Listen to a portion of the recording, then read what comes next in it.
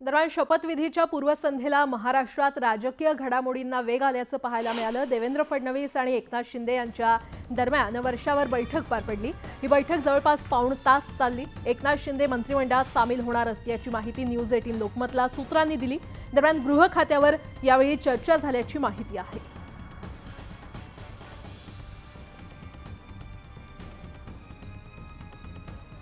दरम्यान आज किती मंत्री शपथ घेणार हे अजूनही सस्पेन्स याचा कायम आहे। मुख्यमंत्र्यांसोबत किती जण शपथ घेणार याबाबत अधिकृत घोषणा अजूनही झालेली नाहीये। फक्त मुख्यमंत्री आणि 2 उपमुख्यमंत्रीच शपथ घेणार की इतर मंत्री देखील शपथ घेणार याबाबत सस्पेन्स कायम असल्याचं पाहायला मिळते। भाजप, शिवसेना आणि राष्ट्रवादी कुणाकडूनही मंत्र्यांची यादी जाहीर करण्यात आलेली नाही, त्यामुळे यादी जाहीर करायला उशीर का असा प्रश्न उपस्थित होतोय।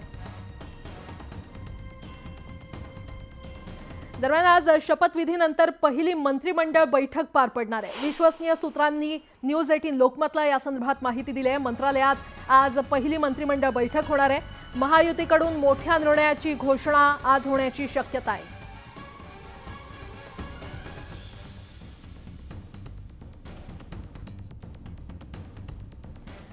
दरम्यान देवेंद्र फडणवीसांच्या शपथविधीची जय्यत तयारी आझाद मैदानात करण्यात आली असून देशभरातील अनेक दिग्गज या सोहळ्याला उपस्थित राहणार आहेत। महायुतीच्या शपथविधी सोहळ्याला 19 राज्याच्या मुख्यमंत्र्यांनाही निमंत्रण देण्यात आलंय।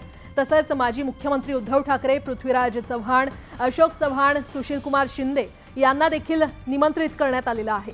आणि महाराष्ट्रातील शरद पवार राज्यसभा सदस्य असल्याने त्यांनाही आजच्या शपथविधीचं निमंत्रण देण्यात आलंय। तसेच मनसे प्रमुख राज ठाकरे आणि वंचित बहुजन आघाडीचे नेते प्रकाश आंबेडकर यांना निमंत्रण देण्यात आलंय। त्यामुळे उद्धव ठाकरे, शरद पवार, राज ठाकरे आजच्या शपथविधी सोहळ्याला उपस्थित राहणार की नाही याकडे सगळ्यांचं लक्ष लागलंय। संपूर्ण राज्यासह देशाला उत्सुकता लागून राहिलेल्या महाराष्ट्राच्या मुख्यमंत्रीपदासाठी अखेर देवेंद्र फडणवीस यांच्या नावावर शिक्कामोर्तब झाले। भाजपच्या विधिमंडळ पक्षाच्या बैठकीत आमदारांनी देवेंद्र फडणवीस यांची विधिमंडळ गटनेतेपदी एकमताने निवड केली। विधिमंडळ गटनेतेपदी देवेंद्र फडणवीसांच्या नावाला अनुमोदन देताना भाजपच्या आमदारांनी विविध विशेषणे वापरली।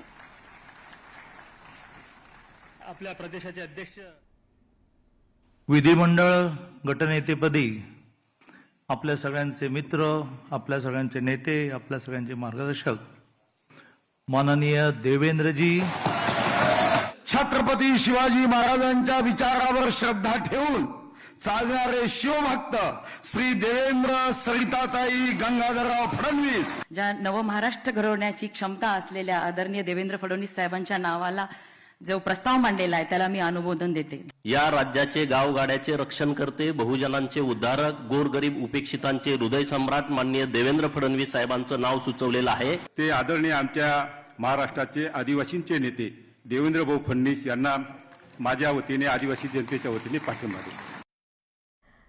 देवेंद्र फडणवीस हे पुन्हा महाराष्ट्राच्या मुख्यमंत्रीपदी विराजमान होणार आहेत, तर त्यांच्या जडणघडणीमध्ये त्यांच्या कुटुंबियांची मोठी भूमिका आहे आणि त्यामुळे फडणवीस हे तिसऱ्यांदा महाराष्ट्राच्या मुख्यमंत्रीपदी विराजमान होताना त्यांच्या लाडक्या बहिणींना नेमकं काय वाटतं त्याचबद्दल त्यांच्याशी बातचीत केलेली आहे आमच्या प्रतिनिधींनी। ज्यांचं लहानपण या 2 बहिणींच्या अंगाखांद्यावर खेळण्यात गेलेला अशा देवेंद्र फडणवीस यांच्या सख्या चुलत बहिणी माझ्यासोबत आहेत। त्यांच्याकडून आज या सगळ्या शपथविधीच्या निमित्तानं लहानपणीपासूनच्या आठवणी आपण जाणून घेऊया। म्हणजे मी तर म्हणते तो आधुनिक अभिमन्यू म्हणतात, पण मी तर म्हणते त्यांना आधुनिक शंकर आहे। ते इतकं विष प्यायले, इतकं विष प्यायले पण कुठेही दिसलं नाही।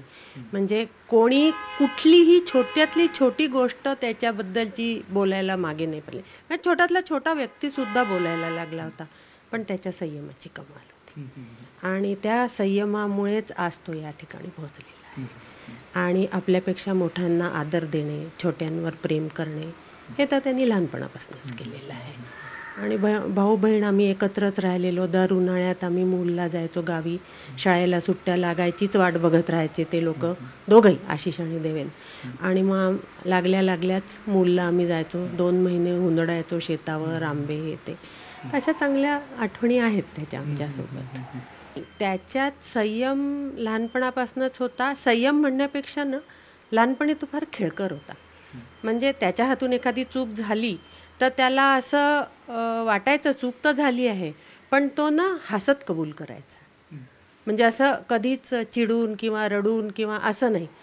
माझं असं झालं, माझ्या हातून असं झालं, मग समोरचा म्हणायचा चला त्याला कबूल केली आहे, हसत कबूल केलेली आहे, त्याची चूक त्याला कळलेली आहे, तर त्याला कोणी काही म्हणत नव्हतं.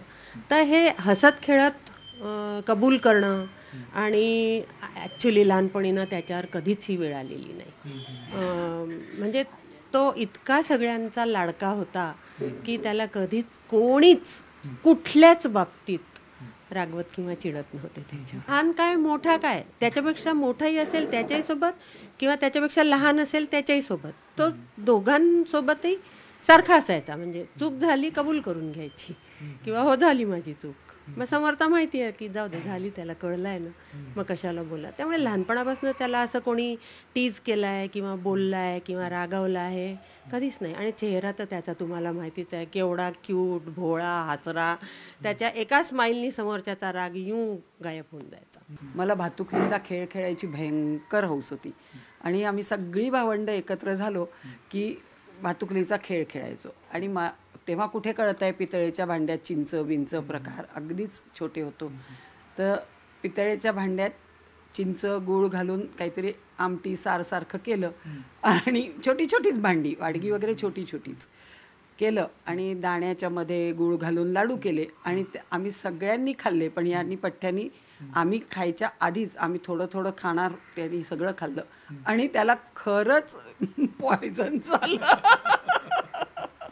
आणि मग त्याला डॉक्टर ॲडमिट नाही केलं खैर, पण डॉक्टर वगैरे सगळे प्रकार झाले. आणि तेव्हा आईनी जेव्हा सांगितलं, आजीनी जेव्हा सांगितलं की असे उद्योग नाही करायचे, पण चिंच गुळ घातलेला तो सार खूप आवडायचा आणि तो केला छोटे छोटे पितळेच्या, एवढंच केलं होतं पण ते पण बाधलं. देवेंद्र फडणवीस यांनी जे आहे ते अनेक क्षेत्रात काम केलेलं आहे. इथून पुढेही त्यांनी असंच काम करावं अशी इच्छा जी आहे ते त्यांच्या लाडक्या बहिणी व्यक्त करतात.